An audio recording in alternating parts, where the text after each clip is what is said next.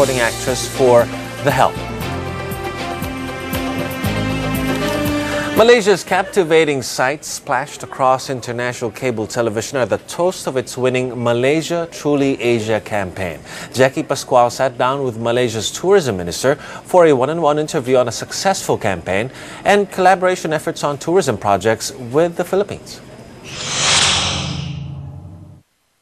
What is this new campaign of Malaysia, the Luxury Malaysia?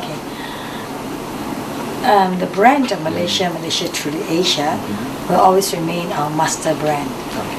Then we will then have some sub-brand of products. And Malaysia has now come to the stage where we are able now to provide luxury holidays, leisure for the world. We have come to a stage of development where infrastructure, whether it be transportation or hotels or facilities for shopping, for dining, are now all ready for us to share with the world luxury in Malaysia. One is that we have put into place as a government policy that all goods, all products in Malaysia are duty-free. Okay? So in Malaysia you don't pay import duty, neither do you pay VAT. Okay?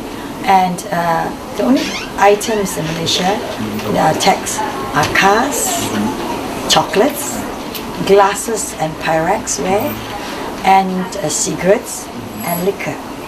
Other than that, electronics, cosmetics, jewelries, watches, sunglasses, pens are all duty-free.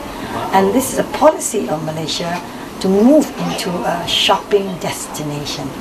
Yes. But if you cut all those taxes, will it affect the revenues of the government? No, we don't think so, because tourists spend about 27% to 30% of the money on shopping. When they come to Malaysia, they eat, they dine, they stay, they travel. So all this will make up for whatever revenue that's lost in shopping. Now let's move to this Islamic Fashion Festival. Yeah. I heard this is in Manila. It's the first time that it was held here. Yes. Can you tell us more about Yes. Well, Malaysia embarked on the Islamic Fashion Show in 2006. And it was initiated by Raja Reza, a very talented fashion designer and artist. See, at that time, much of the world construed Islam as extremists, something that to be feared of, and not associated with beauty or charm. So Malaysia, where our official religion is Islam, practices moderate Islam, progressive Islam, and where all the races live harmoniously together, where the federal constitution protects and provides the rights for all races to practice their religion, their culture. So we thought it's very good for us to now showcase the world through Islamic fashion that Islam appreciates beauty, that beauty is not necessary, that beauty does not compromise modesty. Beauty and modesty can go together. So that's where we first initiated. And we introduced it to the world. We first introduced it to America and New York. In New York and UK and Europe, because we felt that that was the biggest geographical area that needs to have perception scale up. Yeah? So it's not about Malaysia, it's about world peace and understanding. So that's how Islamic Fashion Show came to be. And now it's been so successful, we believe that Kuala Lumpur can now be the Islamic fashion capital of the world. That's cool. So that's another sub of the Malaysia Truly Asia campaign. Yes, the sub of Truly Asia from the Islamic perspective, then it's now reflected through fashion. So nobody even dreams that you can talk about fashion in Islam. Have you seen it? It's a whoa, it can, it is. Right. Now Malaysia is one of the most successful, has the most successful marketing tourism campaign worldwide. Yes. And the Philippines lacks is way below. What can you share to the Filipinos, Yes. what tips or unsolicited Yes. advice can you give? Well, I will never dare say advice. I very gladly share our experience. One is that first, the recognition, the realization of the government of tourism as an economy, as a very important economy. See, government tends to see tourism as a very not important economy, not a trade figure, but it is a trade figure. Service is a very important service trade figure. So now, for government to realize that, and second, for the government to understand that as we move into a fully developed nation, service economy is more important. Service economy will supersede production. So in Malaysia today, services industry contributes 57% of our GDP, and tourism contributes to 12%. But we want to move into a well-developed country, a developed nation with high income. When you move in that direction, you have moved into services industry. So our aim is we hope that eventually service industry will contribute to 75% of our GDP. So government policy, government recognition is vitally important. So with that policy will come appropriate measures to implement. For example, in Malaysia, tourism began as a small office in the Ministry of International Trade. Very small office. Nobody know about it. So of course, nothing much is done. No promotion, no budget. Right. Then after that, it was then put under the Ministry of Art and Culture. See, it's not seen as economy anymore. It's still seen as art and culture. It's not seen as economy. Then for Malaysia, then we realized, no, we need to focus. That's why in 2008, my Prime Minister then decided that we will form the Ministry of Tourism.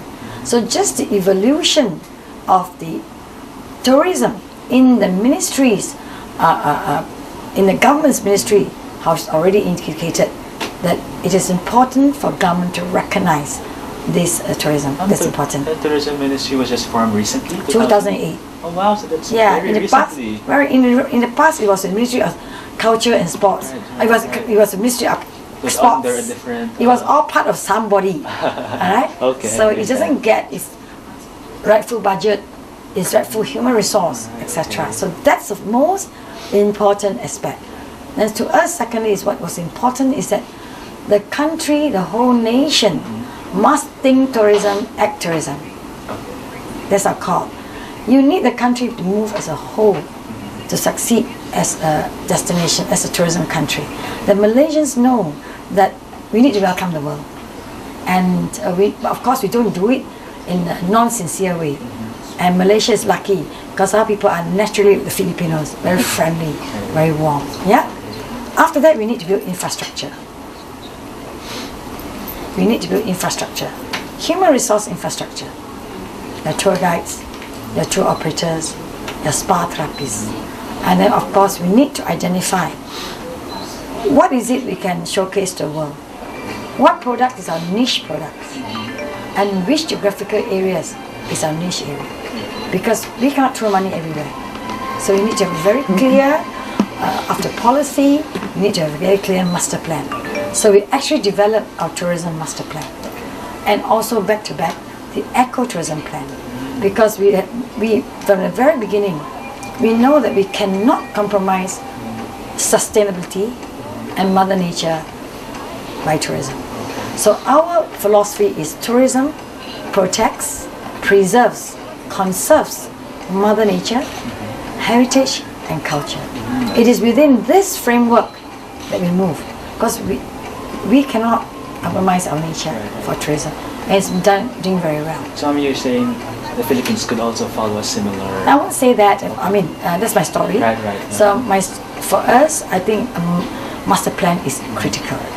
And a master plan is back to back with an eco development plan. It's very important. And have you met our tourism secretary? Yes, I met your secretary already 3 times. Oh, okay. Yes, and I met him recently at the ASEAN Tourism Ministers meeting. We had very interesting discussions. Right. And recently this morning I met him for 30 minutes and we immediately talked about effective collaboration. And now we have discussed our strengths and our weaknesses. Yeah, Philippines, your strength is your connectivity to West Coast USA. Our strength, Malaysia, is a connectivity to UK and parts of Europe and Middle East. Okay, so why don't we put two together, two countries, but with a joint products, where tourists can come to Philippines, then go to Malaysia, or they come to Malaysia and then come to Philippines. We want to begin the collaboration that is already happened for hundreds of years in, I would say hundreds of years, but many years in Europe. When tourists goes to Europe, they don't go to Paris and stay. That's it. They will go to Brussels. They will go to Paris. I mean, they will go to Switzerland. You see all the Asians, 10 days, 11 nights, or 9 nights, 10 days, lose the hop. Right. So we need to do something in that model. That's a good plan. And maybe for one last question, how do you see the future of tourism here in Southeast Asia in general? Southeast Asia will be the darling of tourism. Southeast Asia will be the emerging star of tourism. First, because we are exactly where the wealth economy is. Emerging China, emerging India, and the strength of Southeast Asia ourselves. Southeast Asian countries are all prospering. Philippines, their growth rate is tremendous. Malaysia, our growth rate 5.2% last year. Myanmar is now emerging. Vietnam. So this whole area is going to be prosperous. Therefore, for Southeast Asia, we will have the Southeast Asia, intra-Southeast Asia traveling. Then you have the major economy traveling. So people are all looking at now this area to develop tourism fastest. Well, thank you very much for that interview. I've learned a lot. Thank you, and selamat. Salamat. And mabuhay. Former South African President Nelson Mandela is back home after